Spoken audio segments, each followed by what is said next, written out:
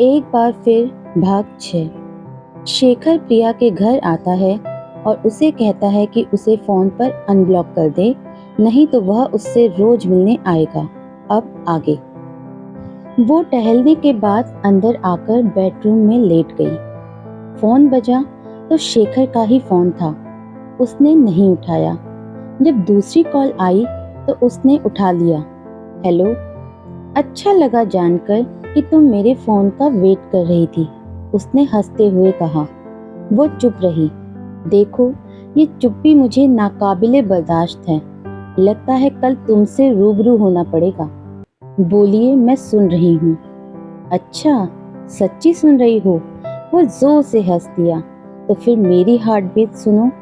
जब से तुम मुझे मिली हो, मेरे दिल की धड़कनें काबू में नहीं रही हैं। मेरा दिल कहीं बाहर उछलकर तुम्हारे पास ना आ जाए। अगर मुझे कुछ हुआ तो सारा इल्जाम तुम पर आएगा। पता नहीं तुम कब तक मुझसे दूर रहोगी।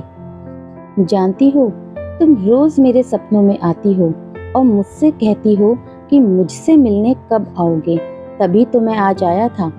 तुम एक काम करो, मेरा फोन टैप करके पुलिस में कंप्लेन कर दो। मैं चाहता हूँ कि मेरी दीवानगी दुनिया देख ले। मुझे नींद आ रही है। मेरी जान, मोहब्बत के बाजार में ये हीरा कौड़ियों के भाव बिक रहा है। हाथ से मत जाने देना। वो हंस दिया। Okay, good night, sweet dreams. सिर्फ मेरे सपने देखने की इजाजत है तुम्हें। प्रिया ने झुंझलाकर फोन रख दिया। ना समझ इंसान, अभी तो यहाँ पर इतना कुछ बकबक करके गया था, फिर फोन पर भी कर दिया।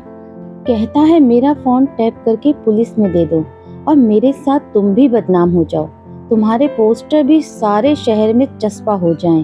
तुम्हारा नाम भी न्यूज़पेपर में छप जाए। अमीर लोगों को फर्क नहीं पड़ता, ऐसी न्यूज़ तो उनके लिए गोल्ड मेडल होती है। पर मुझे ऐसा गोल्ड मेडल नहीं चाहिए जिसका जवाब देना मुझे भारी पड़ जाए। अब तो सारी गालियां भी खत्म हो गई हैं मेरे पास। वो गुस्से में भुनभुनाती हुई सोचने लगी। पता नहीं किस लड़की की किस्मत फूटेगी जो इसकी बीवी बनेगी। सोचते सोचते उसे नींद आ गई। गजब की वो उसके सपने में भी प्रकट हो गया, उसे अपनी बाहों में समेटे हुए। और इससे भी हैरत अंगेज बात ये थी कि वो उसकी बाहों में खुश नजर आ रही थी। उसकी नींद खुल गई। उसके दिल की धड़कनें तेज हो गई। ईश्वर करे ये भयानक सपना सपना ही रहे। मैं उसे बर्दाश्त नहीं कर सकती। अगले दिन सुबह देर से उठी। संडे था। नाश्ते के बाद बैठी हुई थी तो कविता का कॉल आया। हे लकी गर्ल, कैसी हो? ऐसा भी क्या लक है मेरा, उसने हंसते हुए कहा। शेखर ने कहा है वो तुमसे प्यार करने लगा है और तुम भी उसे पसंद करती हो। व्हाट? वो आसमान से गिर पड़ी। व्हाट क्या? मानना पड़ेगा, तेरी चॉइस बहुत अच्छी है। मैं तेरे लिए बहुत खुश हूँ। चल बाद में बात करती हूँ। उसने बम फोड़कर फोन रख दिया। अच्छी चॉइस माय फूड। कहता है मैं उसे पसंद करती हूँ। उसे सोचकर ही गुस्सा आ गया।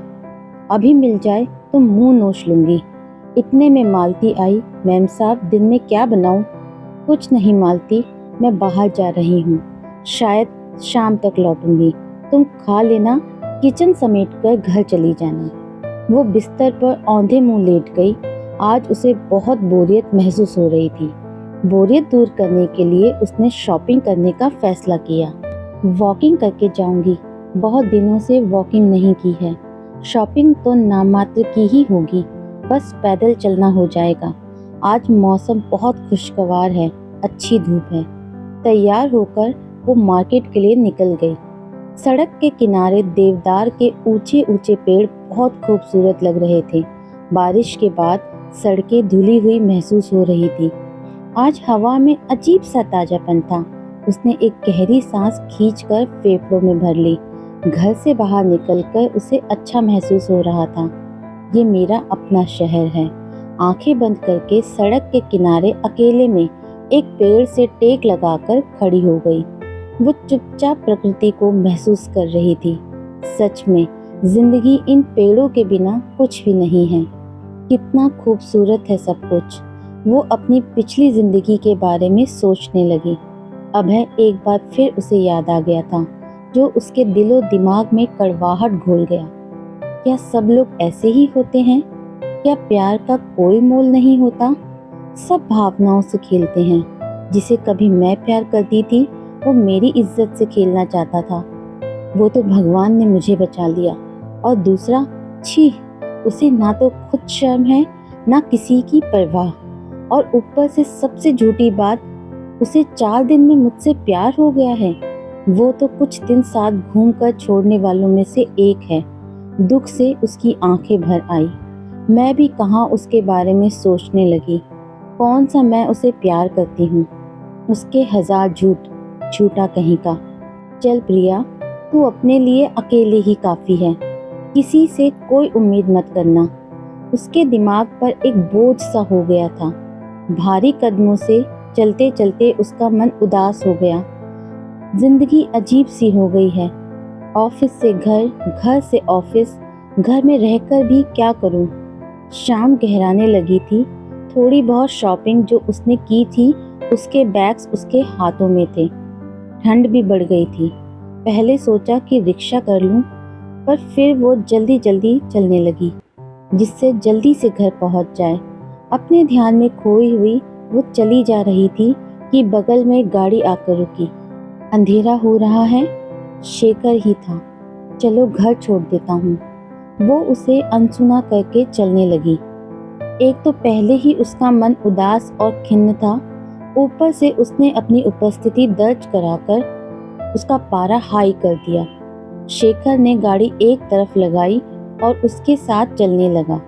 वो रुक गई और उसकी तरफ देखने लगी। दोनों आमने सामने खड़े हो गए। आप चाहते क्या हो मुझसे? कुछ नहीं, मैं तुम्हें चाहता हूँ। आई लव यू प्रिया।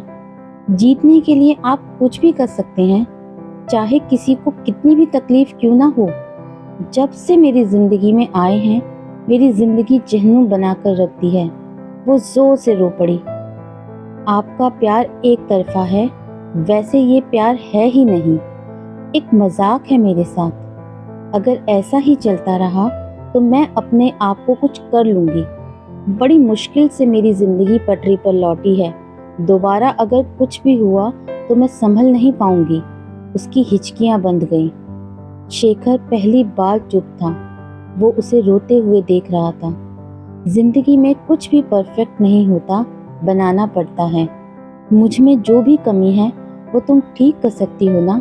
शेखर ने धीरे से कहा। तुम्हें मेरे पैसे से, रुतबे से, हर चीज से प्रॉब्लम है। तुम्हें लगता है कि अमीर लोग हमेशा बुरे होते हैं। ऐसा नहीं है कि मेरी जिंदगी में तुमसे पहले कोई लड़की नहीं थी, पर यकीन करो, तुम आखिरी लड़की हो। वो सुनती रही और सिसकियां भरती रही। तुम मेरा प्यार हो और तुम्हारे लिए मैं कुछ भी कर सकता हूँ। मैं तुम्हें खुश देखना चाहता हूँ। मेरा प्यार इतना खुदगर्ज नहीं है जो किसी के मरने की वजह बन जाए। तुम मुझसे चाहती क्या हो? तो ठीक है, फिर आप मेरा पीछा छोड़ दीजिए। उसने अस्फुट शब्दों में कहा। ठीक है, अब रोना बंद करो, शेखर ने शांत स्वर में कहा। रात हो गई है, घर चलो। मैं खुद चली जाऊंगी। ठीक है, जाओ।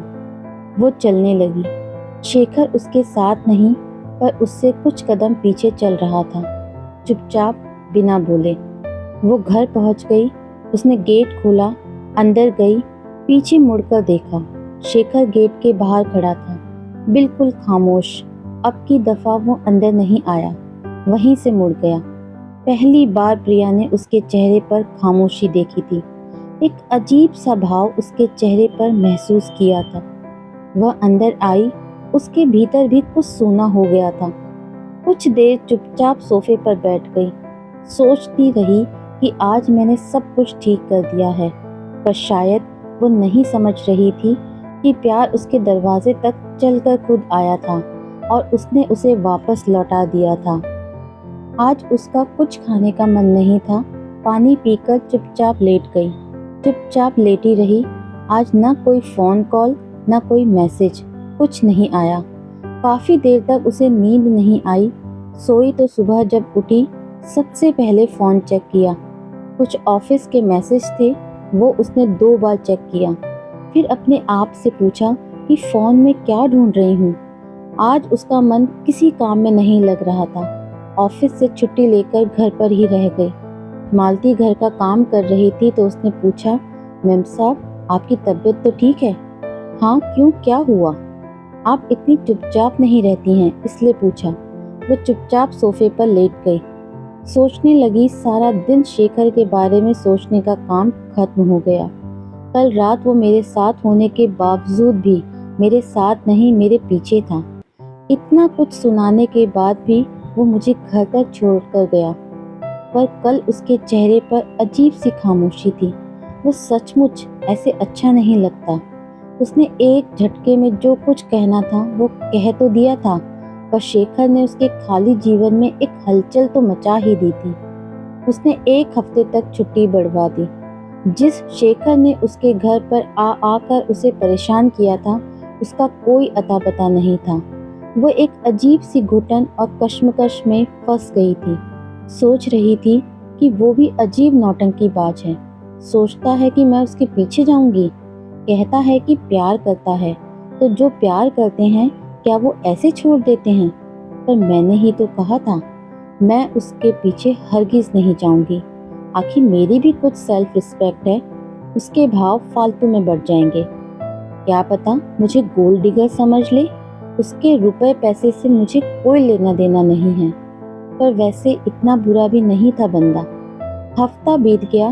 प्रिया अब रोज शेखर के बारे में सोचने लगी थी। एक दिन कविता का फोन आ गया। कैसी है? आज बहुत दिनों बाद फोन किया। भाई तू तो शेखर से मिलते ही मुझे भूल गई। बाय द वे, शेखर से तो रोज तेरी बात होती होगी, पर तू उसे देखने यहाँ नहीं आई। क्यों, क्या हुआ? उसने तुझे नहीं बताया? प्रिया का दिल धक हो गया, पर वो चुप रही।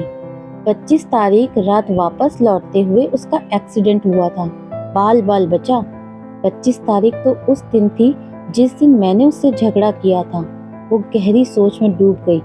बड़ा केयरिंग है, तुझे नहीं बताया। सोचा होगा कि तू खामखा परेशान हो जाएगी। तू बड़ी किस्मत वाली है, उसने तेरा हाथ थामा है, कभी मत छोड़ना।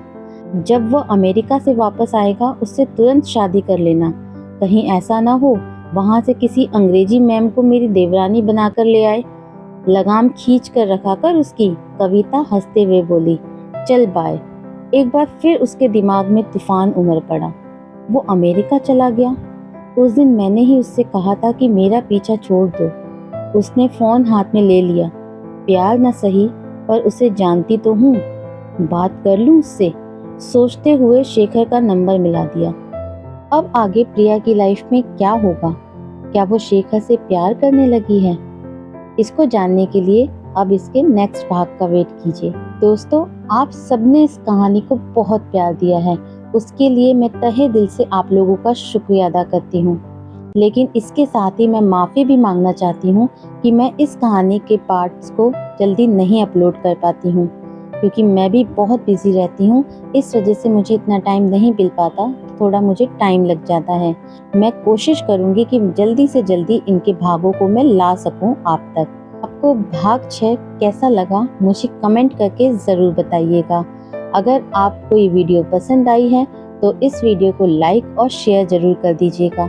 चैनल पर पहली बार आए हैं तो चैनल को सब्सक्राइब ज़रूर से कीजिएगा और बेल आइकन दबाना बिल्कुल मत भूलिएगा, ताकि मेरी सारी न्यू वीडियो की नोटिफिकेशन आपको मिलती रहे। मिलती हूँ आपसे इस कहानी के अगले भाग में।